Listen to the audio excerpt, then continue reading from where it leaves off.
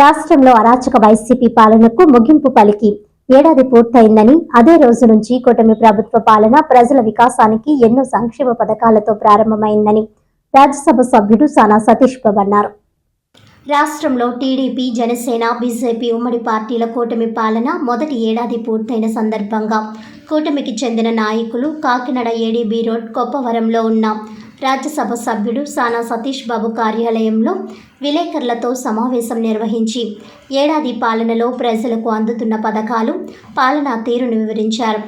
ఈ సందర్భంగా కాకినాడ జిల్లా టీడీపీ అధ్యక్షుడు జ్యోతుల నవీన్ కుమార్ మాట్లాడుతూ, ఏడాదిలో కూటమి ప్రభుత్వం రాష్ట్రంలో ఎన్నో సంక్షేమ పథకాలు అమలు, అభివృద్ధి పనులు చేసిందని అన్నారు.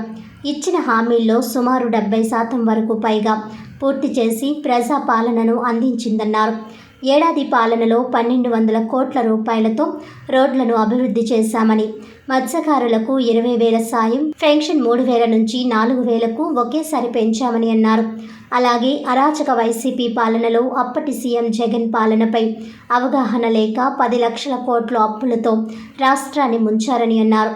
తల్లికి, చెల్లికి వెన్నుపోటు పొడిచిన జగన్ రాష్ట్రంలో అతనే తొలి వెన్నుపోటుదారుడని, అతని దినంను ఆయనే చేసుకుంటున్నాడని అన్నారు. రానున్న కాలంలో రాష్ట్రం మరింత అభివృద్ధి పదంలో ముందుకు పోతుందన్నారు.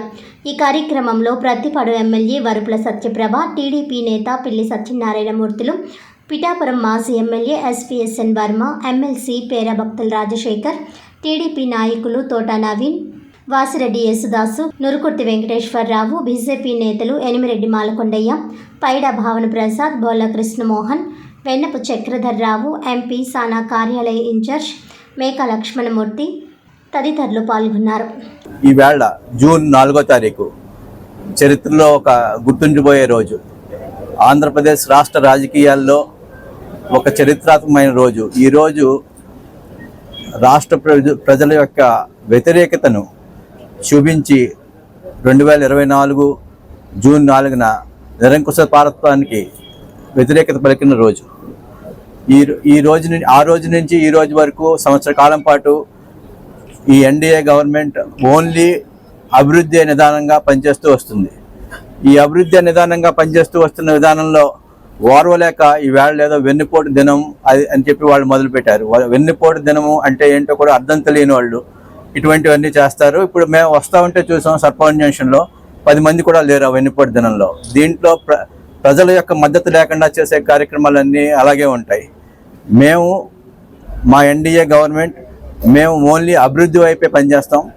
మాకు ఇక్కడ కూర్చున్న కాకినాడ పార్లమెంట్కి సంబంధించిన నాయకులందరికీ ఒక ప్రత్యేక అవగాహన ఉంది. మా కాకినాడ డెవలప్మెంట్ విషయంలో మేము అందరం కలిసి ఒక ఐకమత్యంగా రాష్ట్ర ప్రభుత్వంతో మాట్లాడి నెక్స్ట్ 4 ఏళ్ళు కూడా ఏ విధంగా చేయాలి, సంక్షేమ కార్యక్రమాలు ఒక విధానం, ఇండస్ట్రియలైజేషన్ ఒక విధానం, ఈ రెండింటిని కలిపి ఎలా చేయాలన్న ఆలోచనతో మేము ముందుకు తీసుకెళ్తున్నాం.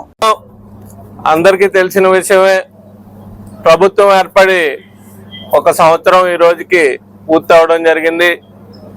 సంవత్సర కాలంలోని కూడా ఎన్నో అభివృద్ధి కార్యక్రమాలతో పాటు సంక్షేమాన్ని కూడా మనం చేసుకోవడం జరిగింది. ఈరోజు మనం చూసుకున్నట్టయితే వైసీపీ వాళ్ళు వెన్నుపోటు దినంగా ప్రకటించడం జరిగింది.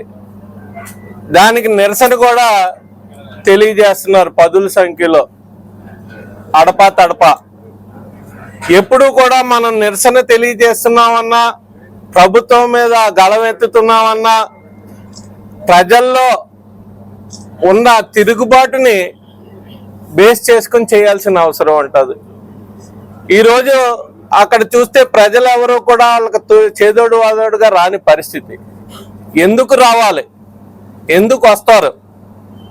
జనరల్గా చూసుకున్నట్టయితే ఈ సంవత్సర కాలంలోని కూడా గత ప్రభుత్వంలో మీరు నిర్వీర్యం చేసేసిన ప్రతి దాన్ని కూడా ఇప్పుడు మళ్ళీ మేము రన్నింగ్లో పెట్టడం జరుగుతుంది. రాజధాని చూసుకున్నట్టయితే ఇక్కడ ఆంధ్రుడికి రాజధాని ఏంటంటే చెప్పలేని పరిస్థితి గత 5 సంవత్సరాల్లో తీసుకెళ్లిన పరిస్థితి. ఈరోజు మళ్ళీ దాన్ని పునర్ప్రారంభించుకోవడం జరిగింది. అదేవిధంగా మీరు 5 సంవత్సరాల్లోని కూడా రాష్ట్రంలో ఎక్కడా కూడా రోడ్డు మీద ఒక్క గుప్పెడి మట్టి కూడా వేయని పరిస్థితి 5 సంవత్సరాలు కూడా ఉంది. ఈరోజు ఈ సంవత్సర కాలం లోపులోనే 100 కిలోమీటర్ల బీటీ రోడ్లు, సీసీ రోడ్లు వేసి 1200 కోట్ల రూపాయలతోటి గతుకుల్ని పోర్చడం జరిగింది. 5 సంవత్సరాల్లోని కూడా మీరు ఒక్క రూపాయి కూడా మరామతులకి ఉన్న పరిస్థితి.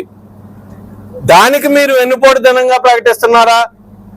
ప్రజలు సుఖంగా ఉండాలి, సుఖ ప్రయాణం చేయాలని రోడ్లన్నిటి మీద పెట్టడం జరిగింది. ఈరోజు ఆర్థిక పరిస్థితులు బాగోపోయినా గతంలో మీరు తీసుకున్న నిర్ణయాలకు కానీ, అనాలోచిత నిర్ణయాలకు కానీ మీరు తీసుకున్న ప్రతి దానికి కూడా ఈ రాష్ట్రంలో ఉన్న ప్రజలు ప్రతి ఒక్కరూ, సామాన్య ప్రజలందరూ కూడా ఇబ్బంది పడిన పరిస్థితులు కావా? అదేవిధంగా మీరు చాలా గొప్పగా చెప్పిన వైన్ షాపులు, మద్యపాన నిషేధం అన్నారు.